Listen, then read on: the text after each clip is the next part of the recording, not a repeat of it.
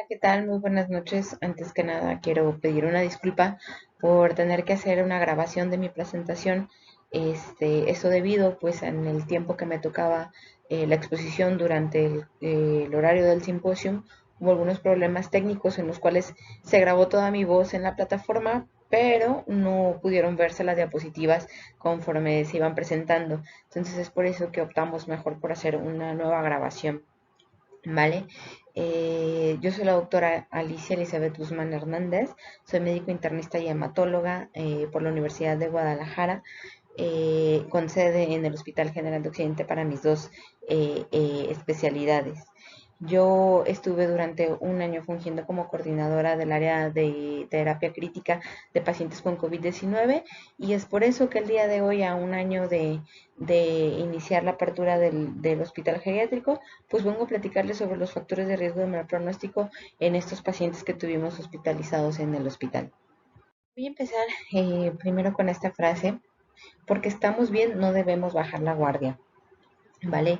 Hay que tomar en cuenta que todavía hay tres jinetes del apocalipsis circulando alrededor de nosotros que puede desencadenar que esta pandemia no la tengamos controlada al 100%, ¿va?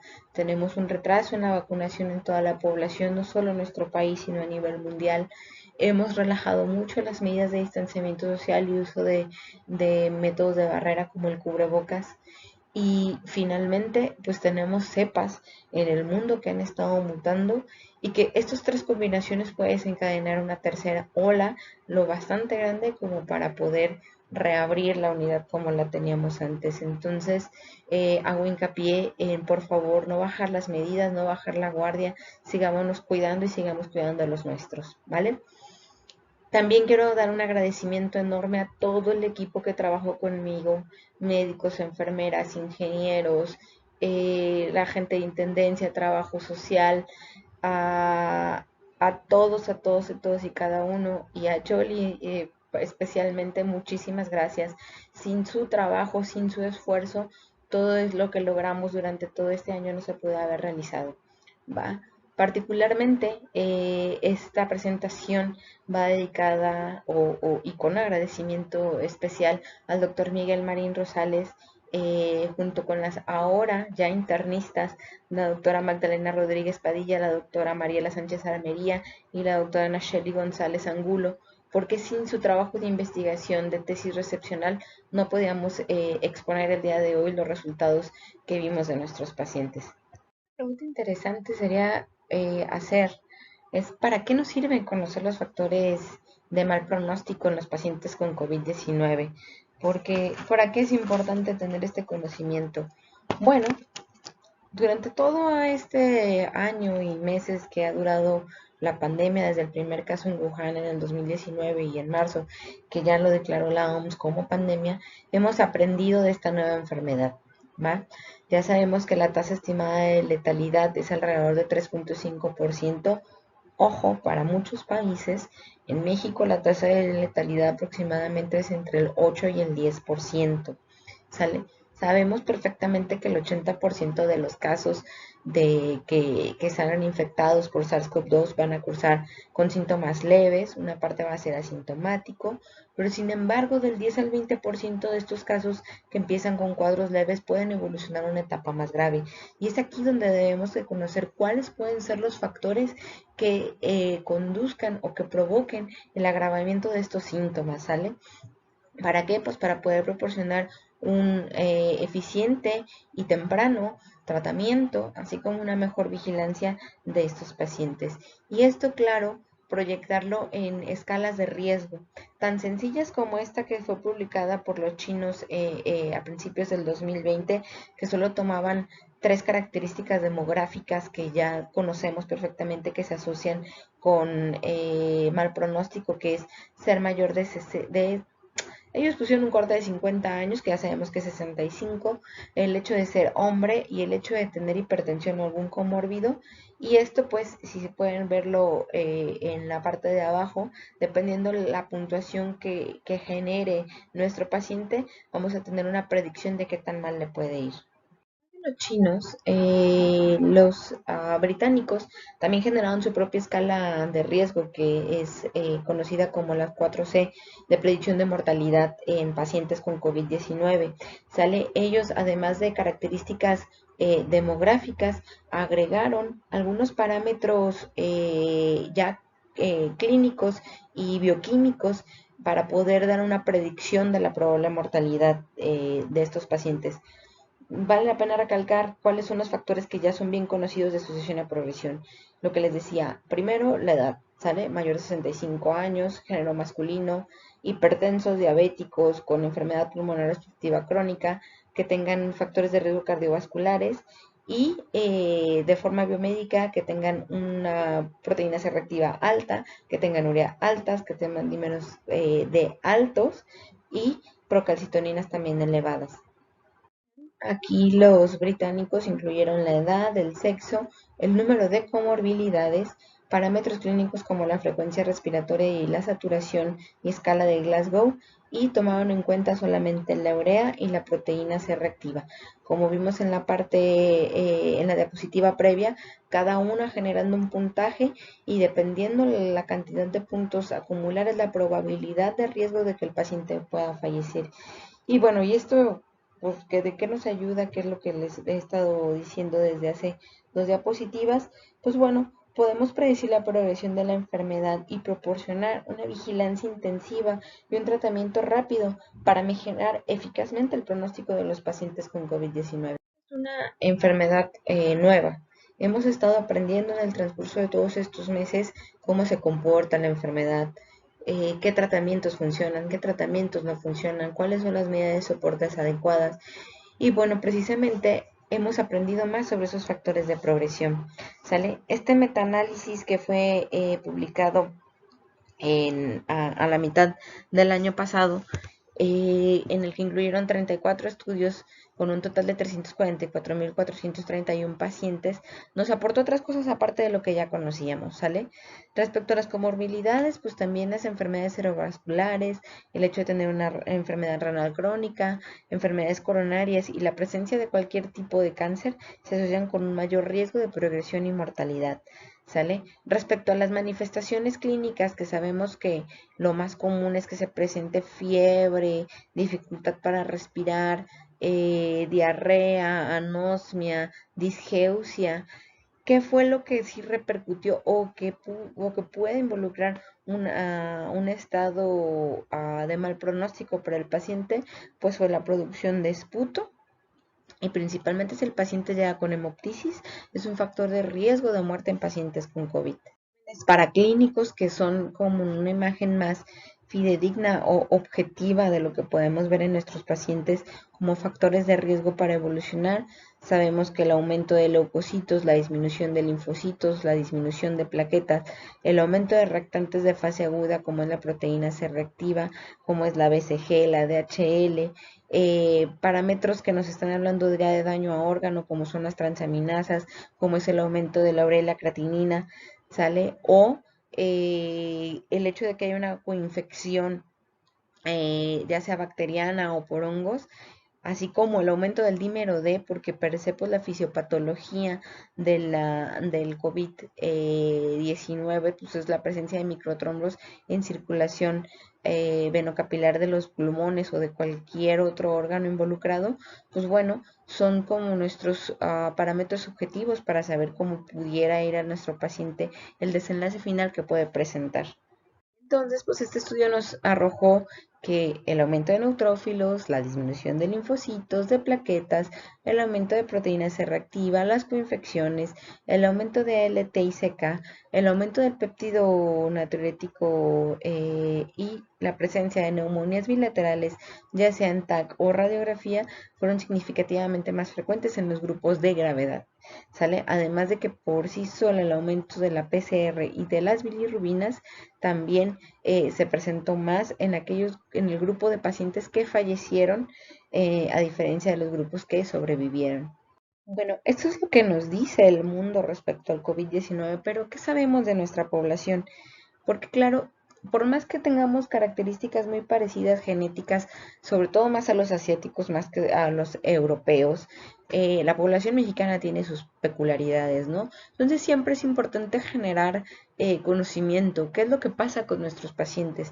Y aquí es donde vuelvo a agradecer a las doctoras su trabajo de tesis que nos dio tres parámetros importantes: la falla renal, qué tiene que ver la albúmina con nuestros pacientes con COVID y qué pasa con aquellos pacientes que presentan disglucemia por estrés. Empezamos platicando de la tesis de la doctora Magdalena, ¿vale? Ella exploró la presencia de falla renal aguda en los pacientes con COVID-19. Sabemos que la causa de la falla renal aguda en este tipo de pacientes pues es multifactorial, desde un efecto citopático local porque el riñón tiene receptores AC2 y por lo tanto el virus puede penetrar directamente al riñón, así como factores extrarrenales o prerrenales que pudieran condicionar la falla renal, ¿no? El hecho de la ventilación mecánica, la presencia de hipoalbuminemia, como veremos más adelante por el catabolismo que está presentando el paciente, uh, el uso de algunos medicamentos nefrotóxicos puede contribuir pues, a que el paciente presente falla renal. Ya mucha literatura, la Sociedad de Nefrología Española ya también nos había aportado información de que paciente que presenta falla renal es un factor de riesgo para mortalidad en pacientes con COVID. Entonces, veamos qué encontró la doctora Magdalena en su tesis, ¿vale? En su estudio, ella incluyó 146 pacientes con una media de 61 años, que aquí quiero recalcar, y fíjense muy bien que nuestra población es una población más joven de la que se reporta a nivel mundial, ¿sale? De los cuales el 54% tenían hipertensión arterial, el 47% presentaba diabetes mellitus 2, ya como cierto factor de riesgo per se para tener un proceso de daño renal crónico. Todos tenían un sobrepeso, un promedio de índice de masa corporal de 29 kilogramos metro cuadrado, y a ella le arrojó una mortalidad del 71%. ¿Va? La relación para tratar de buscar parámetros bioquímicos que se puedan asociar a la progresión fatal en una falla renal, pues encontramos algo muy parecido a lo que ya está reportado, ¿no? Pacientes que presentaron falla renal desde su ingreso presentaron niveles de linfocitos más bajos, tuvieron un descenso en el nivel de hemoglobina, aumentaron su procalcitonina, así que muy probablemente tuvieron algún tipo de sobreinfección en el transcurso de su hospitalización y por lo tanto, y ya con el conocimiento que tienen de que tenemos varios casos de Acinetobacter, a lo mejor el uso de antibióticos nefrotóxicos pudo contribuir también a ese desenlace fatal.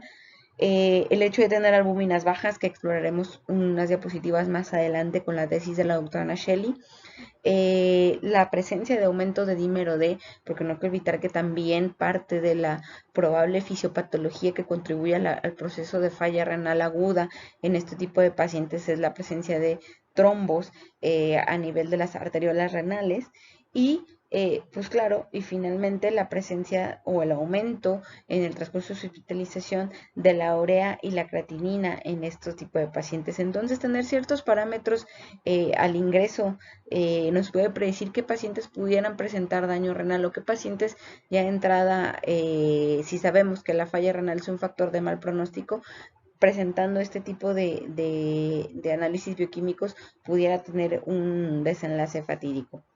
Los pacientes que presentaron falla renal aguda en nuestra población, el 8% las presentó durante las primeras 24 horas, el mayor porcentaje se presentó más o menos entre las 72 y 96 horas, la mayor porcentaje de nuestra población presentó una KIN3 y de hecho la mayoría requirió tratamiento sustitutivo renal, a diferencia del menos del 10% que solo con medidas de soporte logró remitir la falla renal.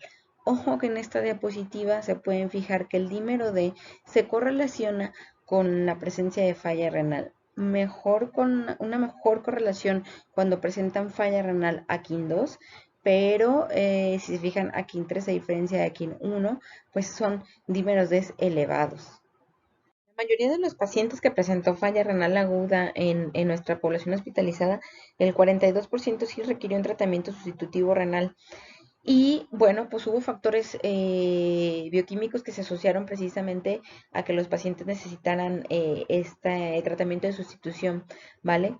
PCRs más altas, procalcitoninas más altas, y hubo algunos factores que se asociaron precisamente con remisiones de la falla renal, que fue el hecho de presentar DHLs más bajas y PCRs más bajas. Ahora bien, en cuanto a los pacientes que tuvieron necesidad de terapia de sustitución renal, también el hecho de tener DHLs más altas se asoció con defunción, al igual que albúminas más bajas. ¿Sale? Le digo, veremos más adelante un poquito este rol de la albúmina, pero pues ya de entrada sabemos que los procesos inflamatorios, como los que cursan los pacientes que están en terapia intensiva, con la menor producción hepática de albúmina, con esa extravasación que se da a un espacio intersticial, bueno, pues condiciona muchos factores de mal pronóstico, entre ellos, bueno, pues que no, o la necesidad de hemodiálisis y en este caso, pues la mortalidad secundaria a esta falla renal. Ahora hablemos un poco de la utilidad precisamente de medir la creatinina para predecir a estos pacientes que pueden evolucionar a falla renal aguda, ¿vale? Entonces, el mejor tamizaje para documentar mortalidad fueron la creatinina a las 48 horas, con un corte de más de 3.62 miligramos de cilitro. Esto con una sensibilidad y especificidad del 85%. La segunda muestra que podemos tomar en consideración es la creatinina al ingreso, con un corte de 0.89 miligramos de cilitro, con una sensibilidad del 53% y una especificidad del 80%. Y en tercer lugar podemos dejar la creatinina a las 24 horas, que con un corte de 1.69 miligramos de cilitro, con una sensibilidad y especificidad menor. ¿Va? Hincapié nuevamente, ¿esto de qué nos puede servir o esta información para qué nos sirve? Bueno, pues si ya sabemos que el hecho de presentar una falla renal aguda en el contexto de un paciente que está en un área crítica por infección por COVID-19, tener en cuenta estos cortes que nos ayudan a predecir mortalidad en pacientes con falla renal para un uso temprano de tratamiento sustitutivo renal y evitar el uso de cosas que puedan aumentar la nefrotoxicidad de nuestro paciente.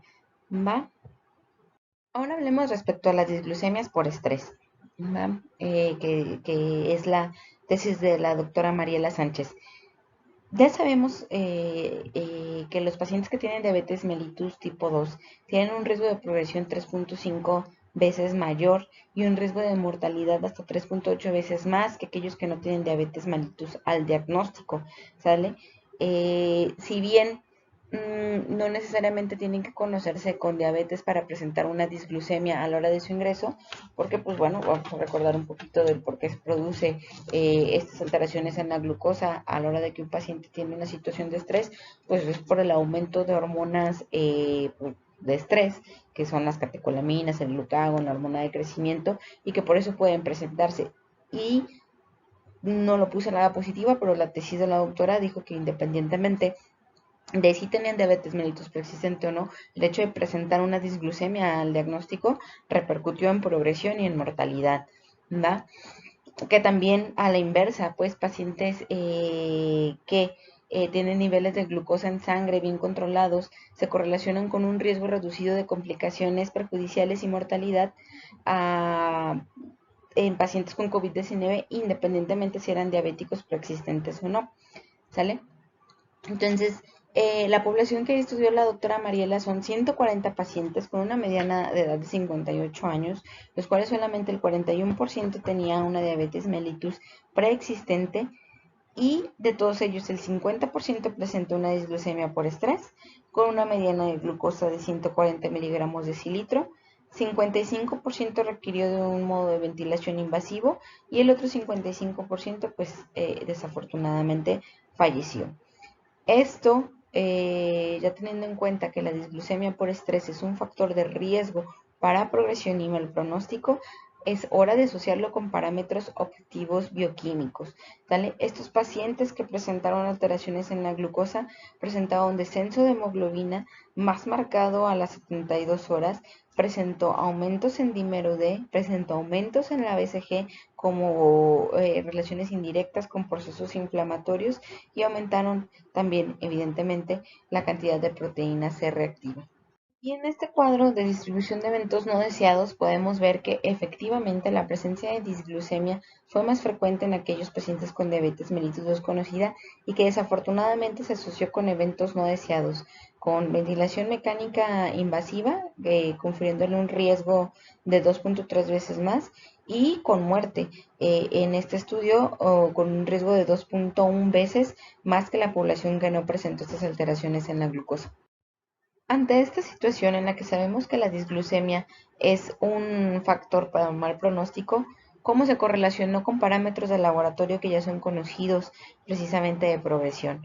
Pues bueno, si pueden notar, los pacientes con disglucemia tuvieron mayor cantidad de leucocitos, mayor cantidad de neutrófilos, mayor cantidad de la relación neutrófilo-linfocito, tuvieron una procalcitonina mayor y tuvieron proteínas C reactivas mayores. Y esto, pues como ya sabemos, reflejado en una mayor mortalidad y mayor necesidad de ventilación mecánica invasiva. Lo que nos refleja es que aportó una P significativa el hecho de encontrar estos parámetros de laboratorio con respecto a la precisamente correlación con la glucosa sérica. ¿Cuál es la utilidad clínica precisamente de tamizar a estos pacientes o identificar a estos pacientes que presentan disglucemia o no la presentan? ¿Sale? En esta gráfica, pues precisamente esa concentración sérica de glucosa se asoció con mortalidad. Entonces puede ser una herramienta diagnóstica importante. Mostró una sensibilidad del 56% y una especificidad del 60%. ¿Va? Y como les digo, cada que termine de platicar alguna de las tesis, lo voy a seguir recalcando.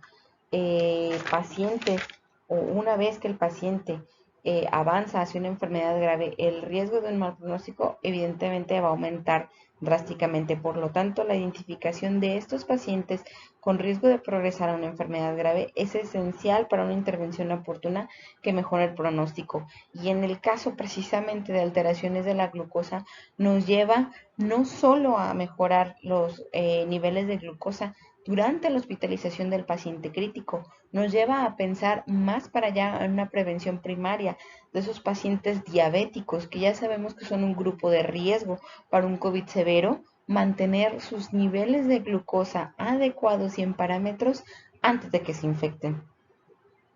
La última tesis, trabajo de investigación que vamos a explorar en esta presentación es la tesis de la doctora Nacheli González Angulo, en la cual exploramos precisamente el estado nutricio de nuestros pacientes y qué le confiere este estado nutricional para progresión de la enfermedad o mortalidad. ¿Sale? Sabemos perfectamente que los pacientes con enfermedad por COVID-19 con presentación severa tienen niveles bajos de albúmina a su ingreso. El origen de esto pues, puede ser secundario al estado proinflamatorio de la propia enfermedad, con escape precisamente de albúmina sérica al espacio intersticial por aumento de la permeabilidad capilar, así como decremento en la síntesis proteica secundaria al catabolismo por el que está cursando el paciente. ¿Sale? Hipoalbuminemia pues, está catalogada como una albúmina sérica menor a 3.05 miligramos de cilitro. Y ya sabemos por muchos estudios, independientemente de COVID también, que eso se asocia con mayor mortalidad. Ya reflejado para COVID, algunos estudios han visto que esto tiene relación, la hipoalbuminemia, una correlación negativa con el aumento de biomarcadores inflamatorios, como son la BCG, la PCR, el dímero D, la procalcitonina y la DHL. Para que entiendan que es la escala de M-Nutric, es una escala precisamente enfocada en valorar el estado nutricional de los pacientes en estado crítico, no necesariamente COVID, ya se empezó a utilizar en terapias intensivas por otras causas de hospitalizaciones en pacientes, pero toma en cuenta pues parámetros antropomórficos, bioquímicos, escalas de severidad ya conocidas como es el SOFA y el Apache. Esto para poder catalogar a pacientes en pacientes de bajo riesgo, que son menos de 5 puntos de esta escala de M-Nutric, y pacientes de alto riesgo, pues, tengan más de 5 puntos en esta escala de M-Nutric. Y pacientes con alto riesgo se relacionan con mayor progresión de las enfermedades, con desenlaces fatídicos como sería ventilación mecánicas invasivas, choques, estado de choque, perdón, a mayor día de estancia intrahospitalaria en terapia intensiva y evidentemente mayor mortalidad. Entonces, la utilidad precisamente de esta escala es ver qué pacientes pueden ayudarse o qué pacientes, perdón, se pueden beneficiar de una nutrición proteico-calórica más agresiva al momento de su estancia en terapia intensiva. La población que estudió la doctora Nacheli pues fueron 116 pacientes con una mediana de edad de 58 años de edad, del género masculino 69%, con un índice de masa corporal promedio de 29 kilogramos metro cuadrado, de los cuales el 43% tenía hipertensión, 37% diabetes mellitus y el 23% tuvo obesidad. La mediana de albúmina que presentaron estos pacientes fue 3.4 miligramos de cilitro y de estos, pues el 51% requirió vasopresor, 44% desarrolló algún tipo de falla renal aguda, el 48% tuvo un desenlace fatal que lo llevó a la muerte y de estos 116 pacientes, el 22.4 se obtuvo puntaje para clasificarlos como un M-Nutric de alto riesgo. Y bueno, y esto en parámetros bioquímicos, ¿qué significa? ¿Sale? A mayor escala de M-Nutric, como pueden ver, es menor cantidad de albúmina cuantificable. Y esto precisamente ah, se refleja en un mayor riesgo de mortalidad, de presentar falla renal, de uso de vasopresor y pues bueno, pues es una población a la que tenemos que tener en cuenta para poder tratarla de forma adecuada desde un principio. Positiva, lo que vemos reflejado precisamente es la correlación negativa que tienen la escala de puntuación de Menutric con albúmina, es decir, a mayor porcentaje o mayor puntaje de Menutric, menor cantidad de albúmina, a menor cantidad de albúmina se correlaciona negativamente con mayor cuantificación de datos inflamatorios como son la proteína C reactiva, como es el dímero D, como es la DHL, como es la cantidad de leucocitos y la correlación a la inversa de lo que acabo de decir de a menores niveles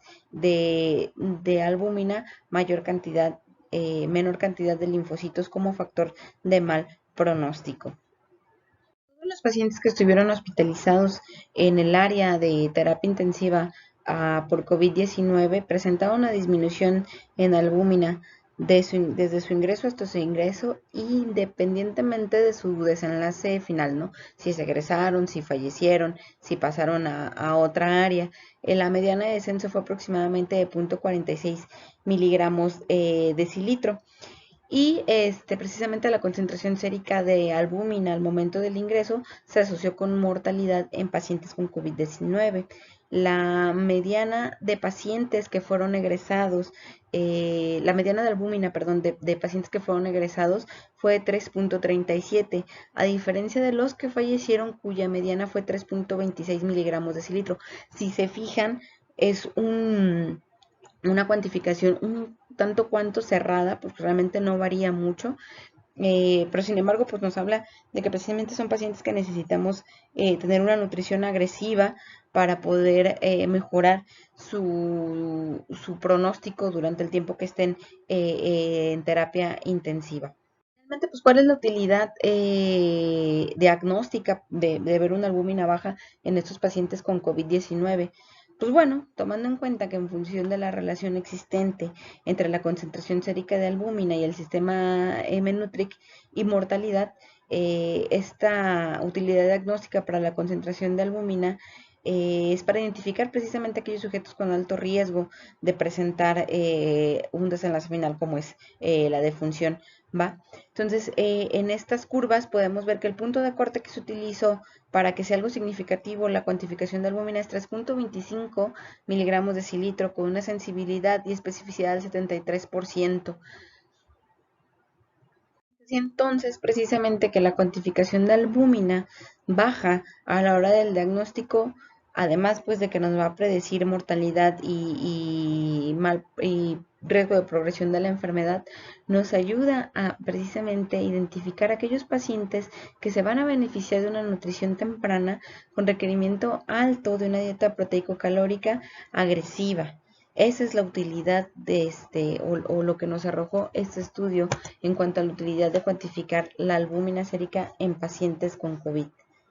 Así como conclusión, pues entonces tenemos que, una, el mejor momento para evaluar la creatinina como herramienta diagnóstica de mortalidad es al ingreso y a las 48 horas.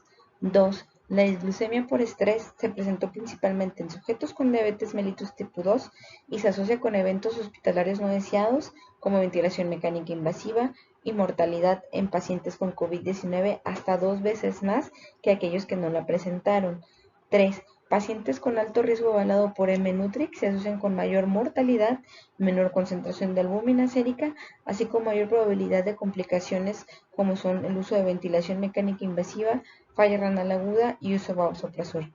Así entonces, la concentración de albúmina puede considerarse como un biomarcador para detectar a esos pacientes con alto riesgo de mortalidad. Y finalmente, el mensaje que quiero dejarles de toda esta plática, pues es que debemos seguir generando conocimiento, ¿sale? Que nos apoye en un futuro para mejorar las condiciones de este tipo de pacientes críticos y mejorar la sobrevida y eliminar o tratar de reducir las secuelas con las que pueden quedar estos pacientes. Entonces, yo los invito a todo el equipo que quedó todavía en la unidad de COVID a seguir generando conocimiento, ¿sale? Esto nos ayuda mucho a conocer nuestra población para poder enfocar tratamientos oportunos y vigilancias estrechas que repercutan en el bienestar de nuestros pacientes. Muchísimas gracias. Mi correo electrónico, por si tienen alguna pregunta o duda respecto a los trabajos que mencioné el día de hoy, se los dejo, es liz, g de gato, h de hotel, 2015 gmail.com y quedo al pendiente de cualquier pregunta que me puedan hacer para contestarla de forma oportuna. Muchísimas gracias y que tengan muy buena noche.